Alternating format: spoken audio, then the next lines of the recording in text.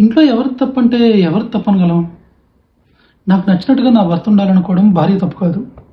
మాకు కావాల్సినవన్నీ చేసి పెట్టాలనుకోవడం తల్లిదండ్రుల తప్పు కాదు. నేను అడిగినవన్నీ కొనిపెట్టాలి అనుకోవడం పిల్లల తప్పు కాదు.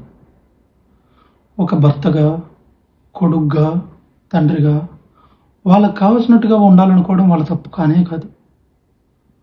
కానీ వీళ్ళెవ్వరూ కూడా అసలు వీడికేం కావాలి, వీడికి తగ్గట్టుగా మనం ఎలా ఉండాలి అని ఆలోచించట్లేదు. ఇవన్నీ తెలుసుకునేటప్పటికీ ఒక్కసారి వెనక్కి తిరిగి చూసుకుంటే మన జీవితంలో ఏం కోల్పోయామని చూస్తే మళ్ళా మనం బతకాలనుకున్న జీవితాన్ని కోల్పోయామని అర్థమవుతుంది. గట్టిగా అరిస్తే కోపం ఎక్కువ అంటారు. ఎవరితో అన్నా పంచుకుందాం అంటే లోకువ. ఏడిస్తే మగోడు కాదంటారు. భరిస్తే భరించేద్దాం.